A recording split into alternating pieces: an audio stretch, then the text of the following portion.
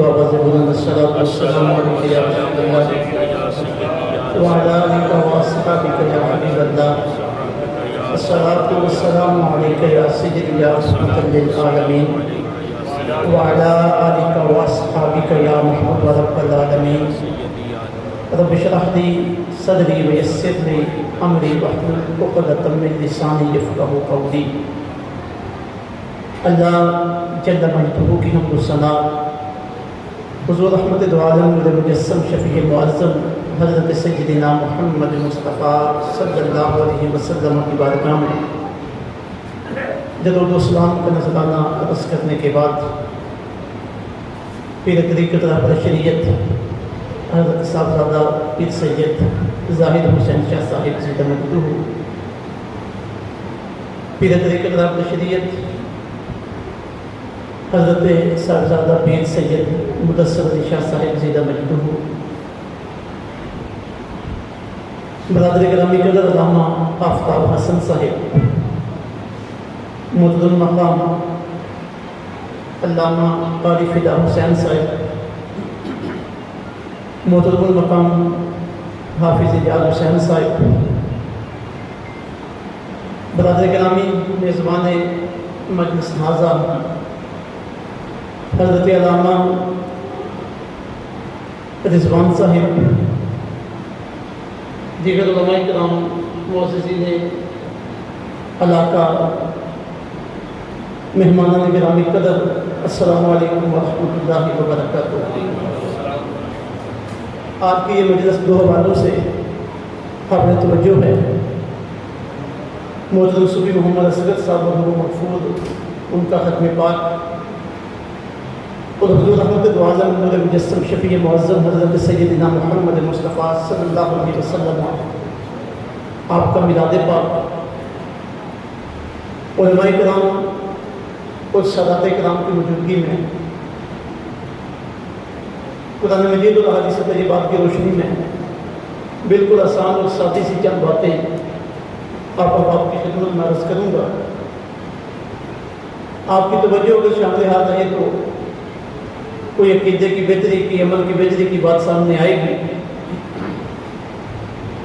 ناظرہ قرآن centre جہاں پہ اس وقت میں اور آپ موجود ہیں، اس پہ بھی حافظ رضوان صاحب اور ماسٹر اکرم صاحب اور ان کے معاملین کو ہم مبارکباد پیش کرتے ہیں کہ اتنی خوبصورت اور باوقار بلڈنگ انہوں نے قرآن پاک کی خدمت کے لیے قائم کی۔ اللہ رب العزت اس جگہ کو قرآن پاک کے فیض کو عام کرنے کا ذریعہ بنائے اور ان احباب کی کاوشوں کو، کوششوں کو اپنی بارگاہ میں شرف قبولیت عطا فرمائے۔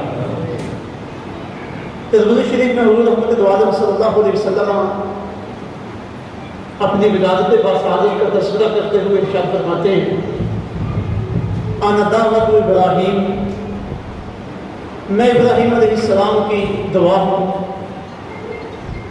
حضرت سیدنا ابراہیم علیہ السلام اللہ تعالیٰ کے جلیل القدر نبی ہیں۔ اللہ تعالیٰ نے آپ کو یہ عظمت اور کمالات عطا فرمائے ہیں کہ 40,000 کے قریب انبیاء اللہ نے آپ کی نسل سے اٹھائے ہیں۔ میرے اور آپ کے کریم آقا صلی اللہ علیہ وسلم آپ بھی حضرت ابراہیم علیہ السلام کی نسل کی وہ شاخ جو جناب سیدنا اسماعیل علیہ السلام سے آگے چلی ہے، آپ اسی کے اندر سے ہیں۔ حضرت ابراہیم علیہ السلام وہ خوش نصیب نبی ہیں کہ جنہیں اللہ رب العزت نے اپنا خلیل ہونے کا شرف عطا فرمائے۔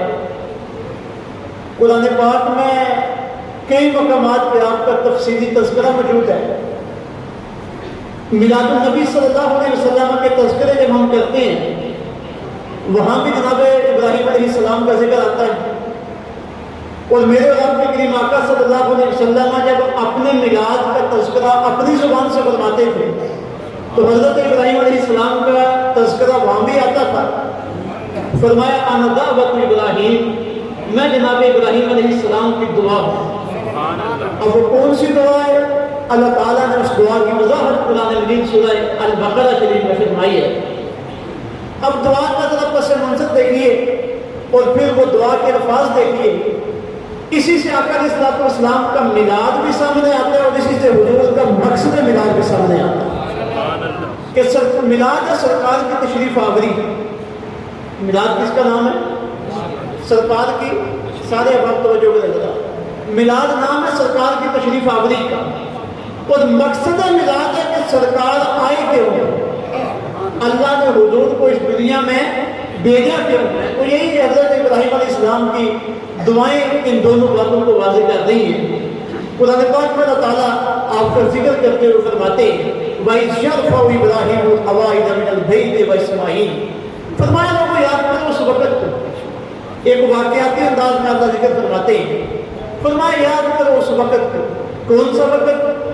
جب حضرت ابراہیم اور ان کے بیٹے حضرت اسماعیل خانہ کعبے کی دیواروں کو اٹھا رہے تھے، خانہ کعبے کی تعمیر کر رہے تھے، اور اس وقت انہوں نے جو دعائیں مانگی ہیں، پہلے ان دعاؤں کا ذکر کرتے ہیں، پھر ذرا ان دعاؤں کی تفصیل کی طرف آتے ہیں۔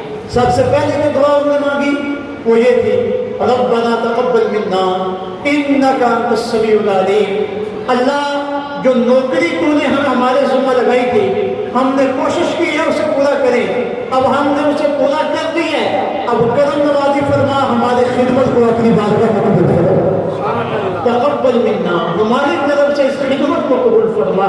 پھر آگے عرض کرتے ہیں انک انت السمیع العلیم، اللہ ہمارا عقیدہ جو ہم عرض کر رہے ہیں تو اسے سننے والا بھی ہے، اور جو ہم نے کیا تو اسے جاننے والا بھی ہے، تو سنتا بھی ہے تو جاننے والا بھی ہے۔ پھر عرض کرتے ہیں دوسری دعا مانگتے ہوئے ربنا وجعلنا مسلمین لک ومن ذریتنا، اللہ ہمیں بھی اپنا فرما بردار بنائے رکھنا اور ہماری اولاد کو بھی اپنی فرما برداری میں قبول رکھنا، ہمیں اپنا فرما بردار بنانا اور ہماری اولاد کو اپنا فرما بردار بنانا۔ تیسری دعا مانگی ہے وَأَرِنَا مَنَاسِكَنَا، اللہ تیرا گھر خانہ کعبہ تو ہم نے تعمیر کیا ہے، اب کرم نوازی فرما اس گھر میں آ کے ہم نے تیری عبادت کیسے کرنی ہے وہ طریقے بھی ہمیں سکھا دے، وَأَرِنَا مَنَاسِكَنَا، اپنی عبادت کے طریقے بھی ہمیں دکھا دے، ہمیں سکھا دے۔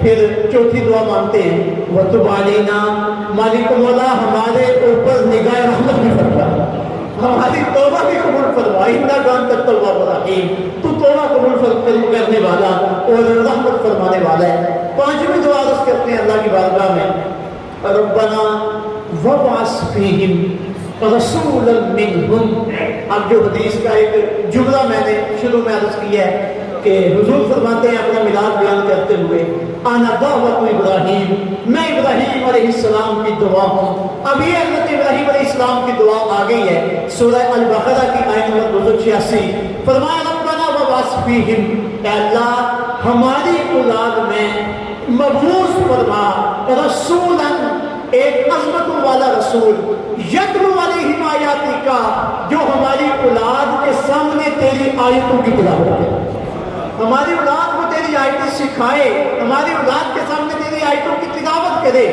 وَيُزَكِّيهِمْ، اور وہ رسول جو ہماری اولاد کو پاک صاف کرے، ہماری اولاد کا تزکیہ کرے، اور وہ رسول وَيُعَلِّمُهُمُ الْكِتَابَ وَالْحِكْمَةَ، جو انہیں کتاب کی تعلیم بھی دے، انہیں حکمت کی تعلیم بھی دے۔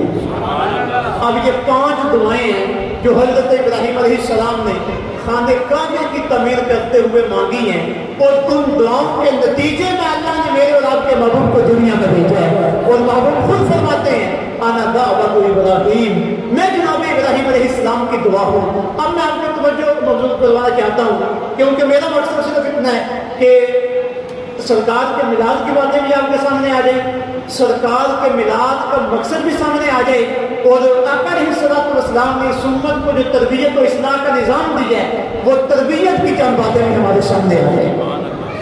پہلی بات ہے حضرت ابراہیم علیہ السلام کا دعا مانگنا، پوری توجہ کرنی ہے ذرا، حضرت ابراہیم کا دعا مانگنا۔ ہم یہ کہتے ہیں بھائی دعائیں اللہ سے مانگتے ہیں اور دعائیں اللہ ہی قبول کرتا ہے، لیکن اللہ رب العزت کا ہم سے تقاضا ہے کہ مجھ سے مانگنے سے پہلے قبولیت کا کچھ ماحول بناؤ، اللہ سے مانگنے سے پہلے قبولیت کا کچھ، پوری توجہ کر دو، قبولیت کا کچھ ماحول بناؤ۔ آج ہماری سنی قوم نے ٹوٹل اپنے معاملات کو چھوڑا دم کے اوپر، تعویذ کے اوپر، پیر صاحب علامہ صاحب قاری صاحب کی دعا کے اوپر، پیر صاحب جانتے ہیں سارے کام جانتے ہیں، پیر صاحب جانن تے ساڈا معاملہ جانے، قاضی صاحب جانن، علامہ صاحب جانن، سانو کہڑی لوڑ پئی ہے محنت کرن دی، سانو کہڑی ضرورت ہے مشقتاں کرن دی؟ بھائی نہیں، یہ ہماری غلط فہمی ہے۔ نہ دم میں کچھ شک ہے، نہ تویز میں کچھ شک ہے، نہ دعا میں کچھ شک ہے۔ دم بھی برحق ہے، دعا بھی برحق ہے، تویز بھی برحق ہے، لیکن اللہ رب العزت نے جو محنت کا راستہ بتایا ہے وہ بھی برحق ہے۔ بات کی سمجھائی کہ نہیں؟ دم اپنی جگہ پہ درست، تویز اپنی جگہ پہ درست، دوسرے کی دعا اپنی جگہ پہ درست، لیکن دیکھو نا اللہ کا تقاضا کیا ہے۔ حضرت ابراہیم علیہ السلام 5 دعائیں رب کی بارگاہ میں مانگنے کے لیے کھڑے ہوئے ہیں، لیکن ان 5 دعاؤں سے پہلے دیکھیے جناب ابراہیم نے ماحول کیا قائم کیا، ماحول کیا پیدا کیا ہے، ماحول کیا بنایا ہے۔ آج ہماری جو آنے والی نسل ہے، آنے والی جو نسل ہے وہ دم طویل دعاؤں سے، بزرگوں سے بھاگ رہی ہے۔ کیوں بھاگتی ہے وہ ان چیزوں سے؟ کیونکہ انہوں نے ہمارا کردار جو دیکھا ہے، ہمارا جو عمل دیکھا ہے، ایک طرف وہ ہمارا کردار دیکھتے ہیں، ایک طرف وہ ہمارا عمل دیکھتے ہیں، اور دوسری طرف جب کوئی دوسرا آدمی اس کے سامنے غلط مسئلہ بیان کرتا ہے، پھر وہ اس کی روشنی میں جب ہمارے کردار کو پرکھتے ہیں نا تو پھر وہ دور بھاگتے ہیں، ہمارا جو طریقہ کار چلا رہا ہے اس سے پیچھے ہٹتے ہیں۔ اب حضرت ابراہیم علیہ السلام آپ نے جو ماحول قائم کیا ہے دعائیں مانگنے سے پہلے، وہ میں آپ کی بارگاہ میں عرض کرتا ہوں اس نیت کے ساتھ کہ ہماری اہل سنت و جماعت قوم جو اپنی اصل کو چھوڑ چکی ہے وہ ذرا اپنی اصل کی طرف ہے۔ پیر صاحب، مرید صاحب، دم، تویز، درود، دربار، ہر چیز برحق ہے، لیکن سب سے پہلے اللہ کی ذات۔ سب سے پہلے کیا ہے؟ اونچی بولو، سب سے پہلے کیا ہے؟ سب سے پہلے اللہ کی ذات ہے۔ بزرگان دین، اللہ کے نیک بندے، سادات کرام، اہل بیت اطہار، رسول اللہ صلی اللہ علیہ وسلم کے صحابہ کرام، بلکہ خود 1,24,000 کم و بیش انبیاء کرام علیہم الرضوان، سب کے سب ان کی محنتوں کا نتیجہ کیا تھا کہ بندوں کا ہاتھ پکڑ کے انہیں رب کے ساتھ ملا۔ سب کی محنتوں کا نتیجہ کیا کہ انہیں کس کے ساتھ ملانا؟ کس کے ساتھ ملانا؟ رب کے ساتھ، اللہ کے ساتھ انہیں ملانا۔ ابراہیم علیہ السلام 5 دعائیں مانگتے ہیں، اور دعاؤں سے پہلے ان کی محنت کتنی ہے؟ اللہ کا نام بلند کیا ہے، شرک کے گھر میں اللہ کی توحید کا جھنڈا بلند کیا ہے اور اعلان کیا ہے انی وجہت وجہی للذی فطر السماوات والارض حنیفا وما انا من المشرکین۔ اب علماء کرام کی پوری توجہ رکھیں گے تاکہ قرآن کے آیات کی طرف ان کی توجہ کو مبذول کرواتا جائے۔ جہاں پہ شرک کی شرک ہے وہاں پہ ایک اللہ کا بندہ حضرت ابراہیم اٹھ کے کھڑا ہوتا ہے اور کہتا ہے بھائی تم شرک کرنے والے ہو، وما انا من المشرکین، میں مشرکین میں سے نہیں ہوں۔ میری توجہ اپنے رب کی طرف، یکسو اس رب کی طرف جس نے مجھے بھی پیدا کیا تمہیں بھی پیدا کیا، اور میں اسی رب کی توحید کا پیغام لے کے آیا ہوں۔ قوم مخالف ہو جاتی ہے اور ان کی قیادت نمرود کر رہا ہے، اتنا سخت اٹیک ہوتا ہے کہ آپ کے لیے آگ بنائی جاتی ہے، آگ میں جانا پڑتا ہے، کس کے لیے؟ اللہ کے لیے۔ آگ میں کس کے لیے جا رہے ہیں؟ اللہ کے لیے۔ اب جو اللہ کے لیے جا رہے تھے اللہ تو حفاظت فرمانے والا تھا، بڑا چیلنج کا جواب نے قبول کیا ہے۔ پھر اللہ نے آرڈر دیا کہ یہاں سے اٹھو فلسطین میں چلے جاؤ، اپنے بال بچے کو ساتھ لیا، فلسطین میں چلے گئے، کس کے لیے؟ اللہ کے لیے۔ پھر آرڈر ہوتا ہے اسماعیل کو اور ہاجرہ کو یہاں سے اٹھاؤ، مکہ مکرمہ میں جا کے آباد کر کے آؤ۔ ایسا مکہ مکرمہ کی وہ صورتحال کہ وہاں آبادی کا کوئی نام و نشان موجود نہیں ہے، اللہ کے لیے وہاں پہ جا کے آباد کرتے ہیں۔ پھر ایک وقت آتا ہے، فرمایا ابراہیم جو سب سے پیاری چیز ہے اسماعیل کی شکل میں، انہیں ہمارے راستے میں قربان کر دیں۔ جناب ابراہیم قربانی کرنے کے لیے تیار ہو جاتے ہیں، اپنی جان کو آگ میں پھینکنے کے لیے تیار ہو گئے ہیں، ہجرت کرنے کے لیے تیار ہو گئے ہیں، اپنے بیٹے کو ذبح کرنے کے لیے تیار ہو گئے ہیں۔ اتنی مشقتوں سے گزرے ہیں، اتنے چیلنجوں سے گزرے ہیں، اتنی پریشانیوں سے گزرے ہیں۔ اب سب کچھ کرنے کے بعد اللہ نے آرڈر دیا کہ میرے گھر کی تعمیر کرو۔ باپ بیٹے نے مل کر اللہ کے گھر کی تعمیر کی ہے۔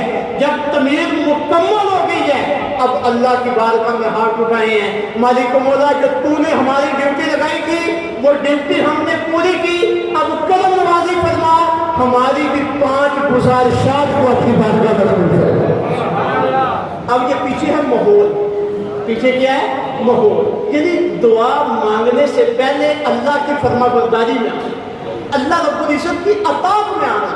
ہماری اہل سنت و جماعت کی جو پریشانی ہے جس کی طرف میں نے توجہ مبذول کروائی ہے، ہم کہتے ہیں کہ باروں بار سارے کام ہو جائیں، باروں بار سارے کام ہو، بھائی باروں بار سارے کام ہونے والے نہیں ہیں، اگر اللہ کر دے تو وہ کرم نوازی ہے، باقی باروں بار جتنے کام ہونے نہیں نہ وہ جنت میں جب جائیں گے تو وہاں پہ یہ محنتیں اور مشقتیں کرنے کی ضرورت نہیں ہے، بیٹھے ہیں دل میں خیال پیدا ہوا ہے کہ کوئی اچھا سا کھانا کھائیں، جس کھانے کا خیال پیدا ہوا وہ کھانا فوری سامنے آ جائے، وہ جنت ہے جہاں پہ خواہش پہ معاملہ ہو۔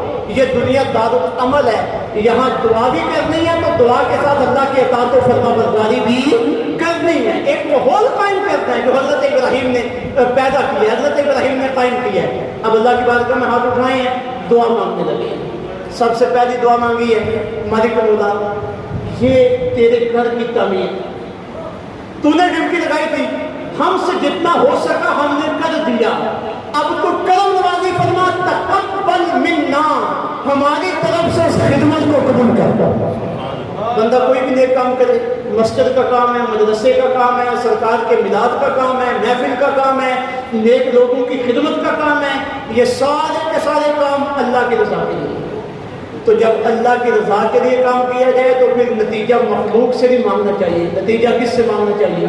اللہ سے۔ حضرت ابراہیم نے کتنی محنتیں کی ہیں اور اللہ کی بارگاہ میں عرض کر رہے ہیں تقبل منا، اللہ کرم نوازی فرما، ہماری جانب سے اس خدمت کو قبول فرما دے، انک انت السمیع العلیم، اللہ تو سننے والا ہے، تو جاننے والا ہے کہ کس نیت کے ساتھ ہم نے یہ کام کیا ہے، اور اخلاص کے ساتھ کیا جانے والا کام اس رب کی بارگاہ میں قبول ہے۔ ایک دعا اللہ نے آپ نے اللہ رب العزت کی بارگاہ میں یہ مانگی ہے۔ دوسری دعا مانگی ربنا وجعلنا مسلمین لک، بڑی اہم دعا ہے اور بڑی عظیم سوچ ہے اللہ کے نبیوں کی، اور سب سے بڑی سوچ یہی ہے کہ بندہ اپنے بارے میں کیا سوچ رہا ہے، بندہ اپنے متعلق کیا محنت کر رہا ہے، بندہ اپنے متعلق چاہتا کیا ہے۔ اب یہ دعا مانگنے والے کوئی عام لوگ نہیں ہیں، باپ ہے وہ بھی اللہ کا نبی اور بیٹا ہے تو وہ بھی اللہ کا۔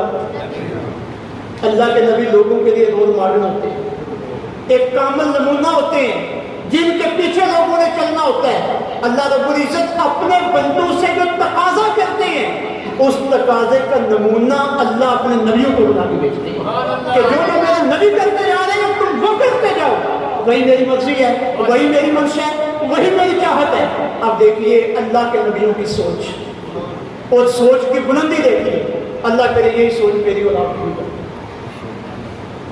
اب ان کی جو اللہ رب العزت کے ساتھ ان کا جو اطاعت و فرما برداری والا تعلق ہے اس میں کسی کو کوئی شبہ نہیں، لیکن پھر بھی دعا مانگتے ہیں ربنا وجعلنا مسلمین لک، اللہ کرم نوازی فرمانا ہمیں اپنا فرما بردار بنائے، ہمیں اپنا فرما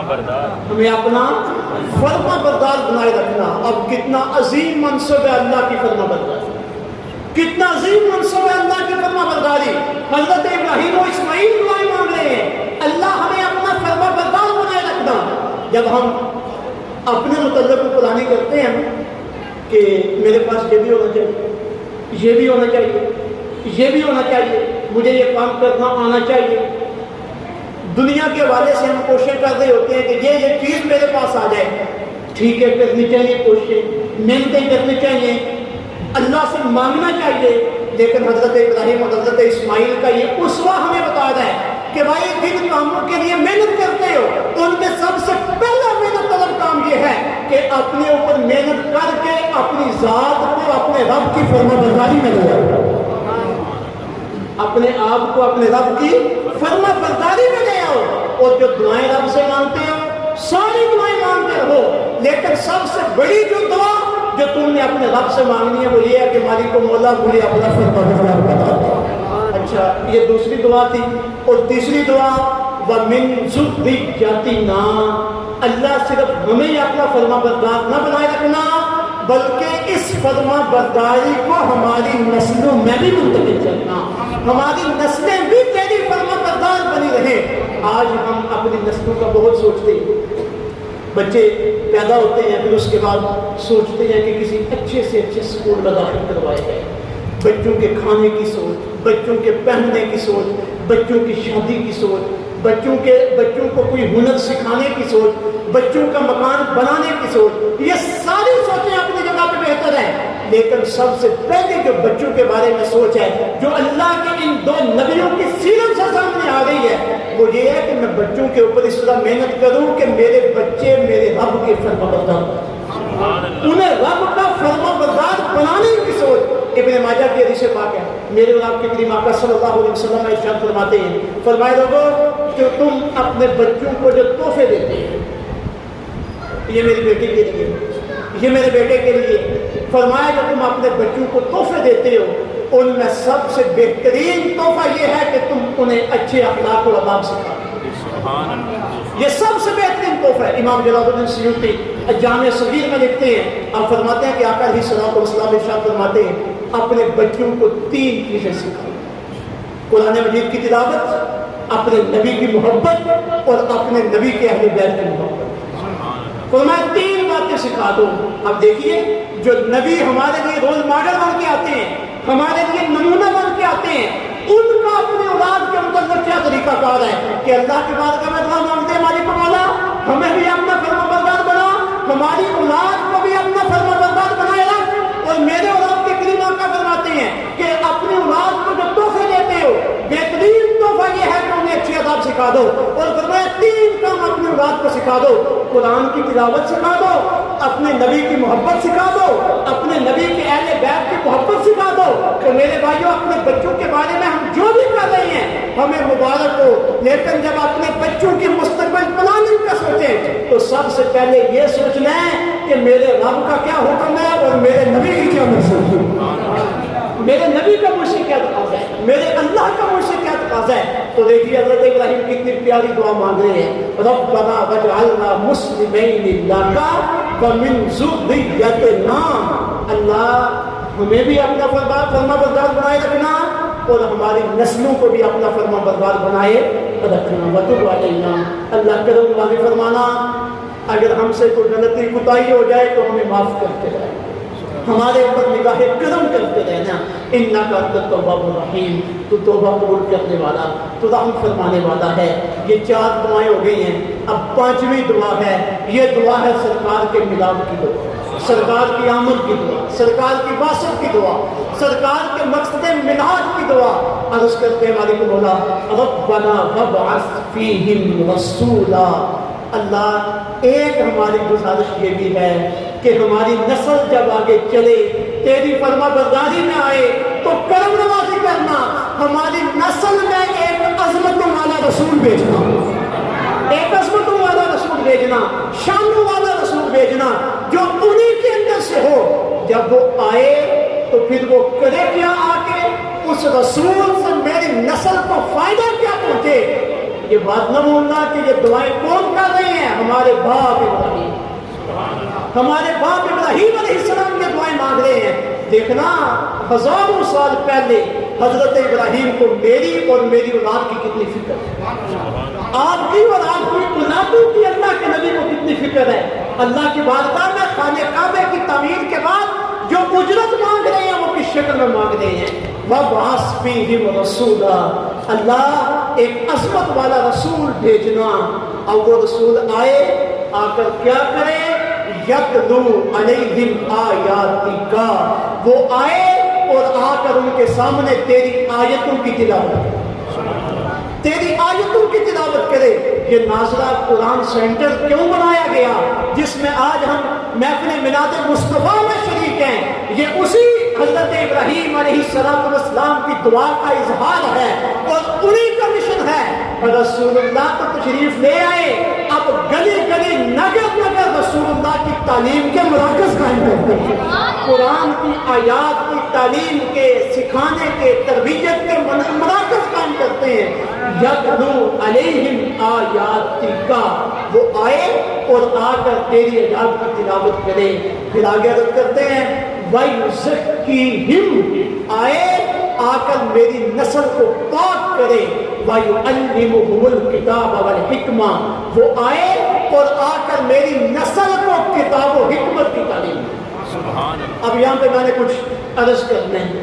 یتلو علیہم آیاتک وَيُزَكِّيهِمْ وَيُعَلِّمُهُمُ الْكِتَابَ وَالْحِكْمَةَ، یہ تین مقاصد اللہ رب العزت نے حضرت ابراہیم کی زبان سے نکلوائے، اور ان مقاصد کے لیے اللہ کے محبوب صلی اللہ علیہ وسلم تشریف لائے۔ اب ذرا ان کی طرف ہم نے توجہ دینی ہے۔ پہلا مقصد ہے آیات کی تلاوت، دوسرا تزکیہ، پاک صاف کرنا، تیسرا کتاب و حکمت کی تعلیم۔ پہلے ہم دوسرے مقصد کو دیکھتے ہیں، یزکیہم۔ یہاں پہ ایک جملہ میں عرض کرنا چاہتا ہوں، انسان کو انسان بنایا ہمارے محبوب نے۔ سبحان اللہ، ہمارے محبوب آئے، آپ نے آ کر انسانوں کو انسان بنایا۔ جن انسانوں نے حضور کی تعلیم کو قبول کر لیا، حضور پر ایمان لے آئے، آج وہ لوگ عزت کی زندگی بسر کر رہے ہیں۔ جن لوگوں نے حضور کے پیغام کو نہ سنا، نہ سمجھا، حضور کے پیغام پہ عمل نہ کیا، آج ہمارے ہمسائے ملک میں بڑے بڑے عقل مند آدمی گائے کا پیشاب نہیں پی رہے، جی پڑھے لکھے لوگ عقل مند لوگ گائے کا پیشاب پی رہے ہیں، گائے کے سامنے ہاتھ باندھ کے کھڑے ہیں۔ بڑے بڑے عقل مند لوگ آگ کے سامنے ہاتھ باندھ کے کھڑے ہیں، کوئی سورج کے سامنے ہاتھ باندھ کے کھڑا ہے، کوئی چاند کے سامنے ہاتھ باندھ کے کھڑا ہے، کوئی پتھروں سے بت تراشتا ہے اور پھر ان کے سامنے ہاتھ باندھ کے کھڑا ہو جاتا ہے اور سمجھتا ہے کہ یہ میرے نفع اور نقصان کے مالک ہے۔ رسول اللہ صلی اللہ علیہ وسلم تشریف لائے، آپ نے ملت ابراہیم کا تزکیہ کیا، حضرت ابراہیم کی نسل کو پاک کیا، اور سرکار کی تشریف آوری کی برکت ہوئی۔ سرکار نے آ کے بتایا یہ گائے تمہاری عبادت کے لیے نہیں ہے، یہ اللہ نے اس لیے پیدا کی ہے، اس کا گوشت بھی کھاؤ، اس کا دودھ بھی پیو۔ یہ تمہارے خدا کے طور پہ نہیں ہے، یہ تمہارے فائدے کے لیے ہے۔ یہ ہوا، یہ پتھر، یہ پانی، یہ سورج، یہ چاند، یہ ستارے، کائنات کی ہر چیز اللہ نے تمہاری خدمت کے لیے پیدا کی ہے۔ هو الذی خلق لکم ما فی الارض جمیعا، فرمایا اللہ وہ ہے جس نے کائنات کی ہر چیز کو تمہارے فائدے کے لیے پیدا کیا ہے۔ تم نے ان چیزوں کے سامنے ادب کے ساتھ کھڑے نہیں ہونا، بلکہ ان چیزوں کے سینے چیر کے تم نے ان سے فائدہ اٹھانا ہے۔ یہ چیزیں تمہارے فائدے کے لیے ہیں۔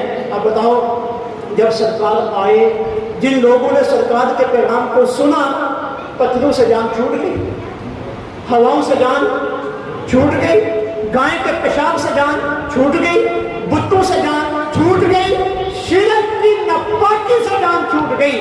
اللہ کے نبی نے آ کر انسانوں کو پاک کیا، اور یہ بات کہنے میں حق بیانی میں ہے ہم کہ اللہ کے نبی نے آ کر انسانوں کو انسان بنا دیا، آ کر انسانوں کو انسان بنا دیا۔ یتلو علیہم آیاتک، میرا محبوب آئے، آ کر آیات کی تلاوت کرے، وَيُزَكِّيهِمْ، لوگوں کو پاک کرے، وَيُعَلِّمُهُمُ الْكِتَابَ وَالْحِكْمَةَ، ان کے سامنے کتاب و حکمت کی تعلیم دے۔ دین اسلام وہ واحد دین ہے جس نے علم کو پروموٹ کیا۔ تو میں جو کہتا ہوں، دو آخری باتیں ذکر کرنے لگا۔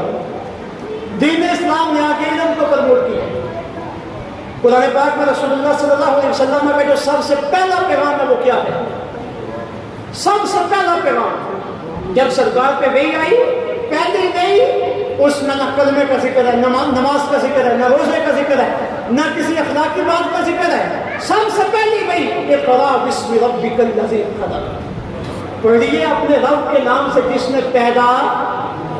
سرکار کا پیغام علم سے شروع ہو رہا ہے، اور کتنی شرمندگی کی بات ہے کہ اہل سنت و جماعت کے ہاتھ میں سرکار کی عظمت کا جھنڈا تو موجود ہو، سرکار کے مینار کا جھنڈا تو موجود ہو، سرکار کے کمالات کا جھنڈا تو موجود ہو، لیکن اہل سنت و جماعت کے ہاتھ میں سرکار کے علم کا جھنڈا موجود نہ ہو، علم کا جھنڈا موجود نہ ہو، شرمندگی کی بات ہے یا نہیں؟ جی توجہ کرو نا، شرمندگی کی بات ہے یا نہیں؟ اللہ کا فضل و کرم ہے، ہمارے علماء دوسرے مسالک کے علماء سے علم میں کیوں کر دیا گیا؟ ہمارا کوئی عالم دوسرے مسالک کے علماء کو دلیل کے میدان میں آگے نہیں بڑھنے دیتا۔ عقائد و معاملات اہل سنت میں اللہ کا فضل و کرم ہے، کوئی ہمارے علماء کا مقابلہ نہیں کر سکتا۔ رسول اللہ کی عظمت پہ مر مٹنے کے لیے سنی تیار ہے۔ کسی مسلک میں سرکار کی محبت کا، سرکار کے عشق کا اتنا جذبہ وجود نہیں ہے جو اہل سنت و جماعت کے اندر۔ سرکار کے صحابہ کا معاملہ ہو، سرکار کے اہل بیت کا معاملہ ہو، اولیاء کرام کی عزت و نموز کا معاملہ ہو، اہل سنت و جماعت سب سے آگے ہیں، سب معاملات میں آگے ہیں۔ لیکن بڑی معذرت کے ساتھ یہ بات کرتا ہوں، اہل سنت کو جب بھی مار پڑتی ہے ہماری عوام کی جہالت کی وجہ سے پڑتی ہے۔ ایگری کرتے ہیں میری بات کے ساتھ؟ جی ہماری عوام کی جہالت کی وجہ سے اہل سنت و جماعت کو مار پڑتی ہے۔ ابھی آدھا بارہ ربیع الاول شریف لوگ کیا کہیں گے، میلاد پہ کیسے اعتراض کریں گے؟ دیکھو جی جلوس کٹن لگے ہو، لائٹاں لائیاں نے تو بجلی چوری نہیں، ڈائریکٹ تاریں لائیاں، اچھا جی تم نے راستے بند کر دیے، لوگ کہاں سے بول گئے؟ کہنے والے حق بجانے، کہنے والے حق بجانے، لیکن دیکھنے کے کرنے والے کو ہمیں بھی اپنی خامی بھی تو نظر آنی چاہیے۔ کیک تیار کروایا میلاد شریف کے لیے، اس کے اوپر لکھا ہے جشن عید میلاد النبی صلی اللہ علیہ وسلم، پھر وہی میلاد کمیٹی اپنی چھریوں کے ساتھ اس کیک کو کاٹ رہی ہے، سرکار کے نام پہ چھری پھیری جا رہی ہے۔ کوئی دوسرا بندہ یہ کام کرے تو اہل سنت مرنے مارنے کے لیے تیار ہو جاتا ہے، ایسے ہی ہم دوسروں کو مرنے مارنے کے لیے تیار ہو جاتے ہیں، لیکن اپنی آنکھ کا شدید ہمیں نظر آتا، جھنڈے لگے ہیں، جھنڈیاں لگی ہیں، گنبد عزرا شریف کی تصویر ہے، اللہ اور اللہ کے رسول کے نام ہے، 12 ربیع الاول گزر جائے گی، یہ نالیوں میں بہتے ہوئے نظر آئے گا۔ گلیاں سجائی گئی ہیں، راستے سجائے گئے ہیں، مرد اور عورتیں اکٹھے دیکھنے کے لیے جا رہے ہیں، مردوں اور عورتوں کا اختلاط ہو رہا ہے۔ اب یہ وہ مار ہے جو ہمارے مسلک کو بڑھتی ہے، یہ مار کس وجہ سے؟ علم کی وجہ سے، علماء کے علم کی وجہ سے نہیں، ہمارے عشق کی وجہ سے نہیں، ہماری عقیدت کی وجہ سے نہیں، ہماری جہالت کی وجہ سے۔ یہ مار ہمیں اپنی جہالت کی وجہ سے پڑ رہی ہے، اور یہ وہ کام ہے کہ جب کوئی دوسرا بندہ ہمارے سامنے کے کام لے کے آئے تو شرم سے ہماری نگاہیں جھک جاتی ہیں۔ بھائی کوئی علم کی بات کرے تو ہم اس کا مقابلہ علم سے کر لیتے ہیں، کوئی اعتراض کرے تو جواب دے دیتے ہیں۔ اب ہماری جھنڈیاں اللہ اور اللہ کے رسول کے نام کی پاؤں کے نیچے روندی جا رہی ہیں، ہم وہاں کیا جواب دیں؟ میلاد کے نام پہ مرد عورتیں اکٹھی ہوں، ہم کیا جواب دیں؟ میلاد کے اوپر کیک کے اوپر اللہ اور اللہ کے رسول کا نام لکھ کے کاٹا جا رہا ہے، ہم کیا جواب دیں؟ آپ ہی بتا دو کیا جواب دیں؟ کوئی ہے کسی کے پاس جواب؟ علماء کرام محنت کرتے ہیں، کوشش کرتے ہیں، لیکن میلاد کمیٹیاں کہ وہ علماء کی بات ماننے کے لیے تیار نہیں۔ یہ نوجوانوں کی میلاد کمیٹیاں بڑی حوصلہ افزا بات ہے، ہر گلی میں، ہر محلے میں، لیکن میں صرف اتنی گزارش کروں گا کہ آپ بہترین کام کر رہے ہو، لیکن ایک کام ذرا اور کر دو۔ کمیٹی بنائی ہے نوجوانوں نے، آپ نے کمیٹی بنائی ہے اپنے محلے کے لیے، اپنی گلی کے لیے، اپنے علاقے کو سجانے کے لیے، اپنی کمیٹی میں ایک عالم کو شامل کرو۔ چلو شامل نہیں کرتے، ایک عالم کی سرپرستی حاصل کر دو، اسے پوچھو کہ اللہ کے محبوب کو راضی کرنے کے لیے کام کر دیں، بتاؤ کون کون سا کام دو؟ جو عالم کہتا جائے مانتے چلے جاؤ۔ بھائی شریعت میری اور آپ کی اپنی نہیں ہے، شریعت میرے اور آپ کے ذوق کا نام نہیں ہے، شریعت میرے اور آپ کے شوق کا نام نہیں ہے، شریعت نام ہے اللہ اور اللہ کے رسول کے حکم کا۔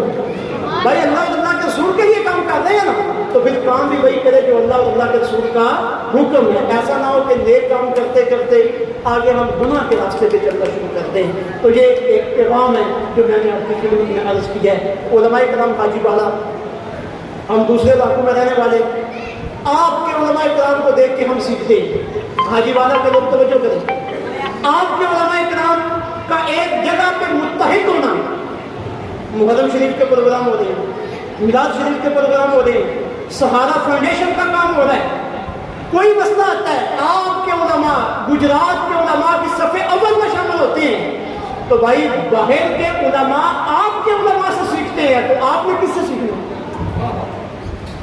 جی آپ کے علماء سے دوسرے علماء سیکھتے ہیں، تو کیا یہ اچھا ہو کہ میلاد شریف کا جلسہ ہو، جلوس ہو، لائٹنگ ہو، راستوں کو سجانا ہو، آپ اپنے علماء سے مشورہ کریں کہ کون سی گلی بند کرنی ہے، کون سی گلی بند کرنی ہے۔ ڈوڈا شریف ہم جاتے ہیں ادھر سے گزر کے، تو جب 10 تاریخ آئے یا 11 تاریخ آئے بڑی پریشانی بنتی ہے، آگے نوجوان کھڑے ہوتے ہیں، کہتے ہیں بھائی رستہ بند، وہ پچھو بند ہو گیا، ایسا ہو گیا بھائی، تو بھائی یہ پہلے مشورہ کریں کہ ایک راستہ بند کریں اور اس کے ساتھ بالکل دوسرا راستہ کھلا، نہ آگے پیچھے جو گھر ہے انہیں پریشانی ہو، نہ باہر سے آنے والے مسافروں کو پریشانی ہو۔ تو یہ اس طرح کی چیزیں علماء کرام سے رہنمائی دیں گے۔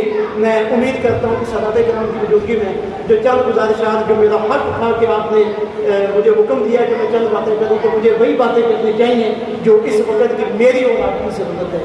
تو علماء کرام سے میں معذرت خواہ کہ آپ کو یہ باتیں احباب کی موجودگی میں سننا پڑی ہے۔ اللہ رب العزت کرم نوازی فرمائے، عافیت فرمائے، ہمیں عمل کی توفیق عطا فرمائے۔ وما علینا